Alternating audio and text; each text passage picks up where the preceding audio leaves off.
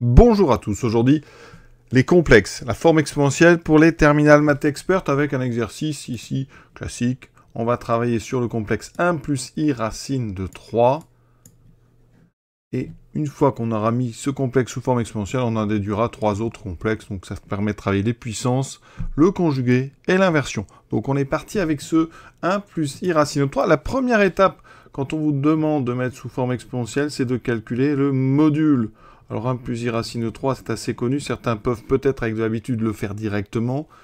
Mais on va aller doucement. Donc le module d'un complexe. Alors je rappelle que le module de a plus ib, avec a et b deux réels, eh bien c'est la racine carrée de la somme des deux carrés. Donc a2 plus b2. L'interprétation géométrique de tout ça, vous la connaissez certainement. On se place dans le plan complexe, donc orthonormal. On place le point de coordonnées 1 racine de 3, ce qu'on appelle le point image. Donc 1 racine de 3, on est à peu près 1,7. Donc notre point, il est par ici. Voilà. Donc ça, c'est le point M. D'affixe, donc 1 plus i racine de 3, ou de coordonnées 1 racine de 3. Le module, ça correspond eh bien, à la distance OM. D'accord ? Parce qu'ici, eh bien, si vous devez utiliser le terme de Pythagore dans ce triangle rectangle, on aurait effectivement que la longueur OM, ça serait la racine carrée.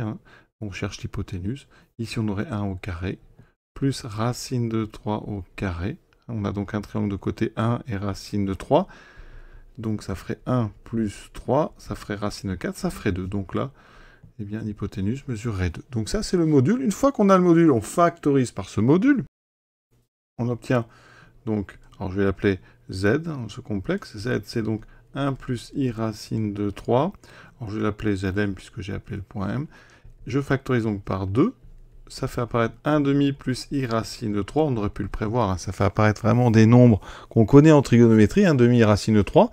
Alors après, comment fait-on? Donc ça veut dire que vous cherchez un réel tel que le cosinus vaut 1 demi et le sinus vaut racine de 3 sur 2. Alors déjà, dans les cadrans, cosinus et sinus sont positifs.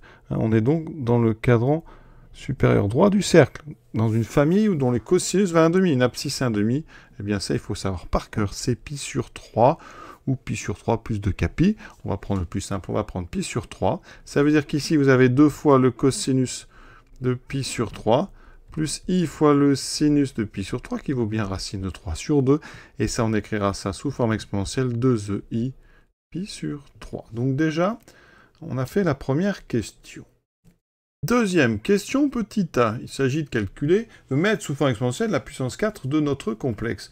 Donc on a 1 plus i racine de 3, donc puissance 4. Là, on va passer sous forme exponentielle, parce que développer ça, ça serait trop long. On pourrait utiliser le binôme de Newton, mais vous allez voir que ça n'a pas d'intérêt vraiment. C'est tellement rapide avec les formes exponentielles. On a donc 2ei pi sur 3 puissance 4. Donc on a un produit ici à la puissance 4.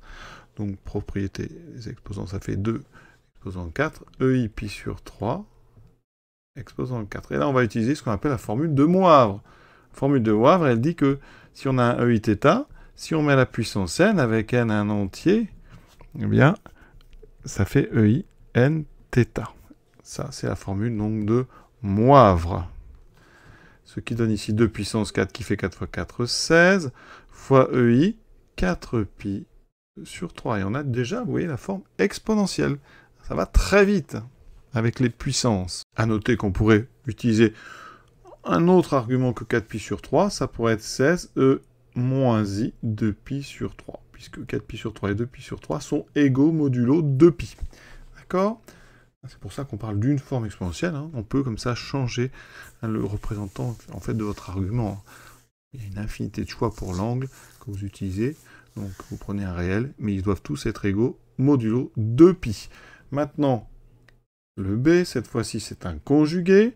Donc, on a le conjugué d'un complexe. Alors, évidemment, c'est 1 moins i racine de 3. Mais pour éviter de refaire les calculs, eh bien, quand on a le conjugué et d'une forme exponentielle, la conjugaison, c'est tout simplement une symétrie axiale. Si vous avez géométriquement ici, on a dit qu'on avait le point M, d'affixe 1 plus i racine de 3. Le symétrique par rapport à l'axe horizontal, ça sera donc M', 1 moins i racine de 3, qui est le conjugué. Donc ça veut dire que Hein, la seule chose, c'est que le rayon, la distance OM n'a pas changé, donc le module ne change pas, mais l'argument est opposé, donc c'est 2 moins i pi sur 3. Voilà. Maintenant, inversion et puissance. Donc, on part de ceci. On remplace 1 plus i racine de 3 par 2i pi sur 3. On l'a donc au cube. On utilise la formule de Moivre pour n égale 3. Ça fait 2, et je développe les puissances. En fait, je distribue le 3. Ça me fait 2 au cube, ça me fait 8. ei pi sur 3 au cube, donc ça fait ei 3 pi sur 3. Mais 3 pi sur 3, alors déjà, on peut simplifier peut-être ici par 2. J'obtiens donc 1 sur 4 ei pi. D'accord?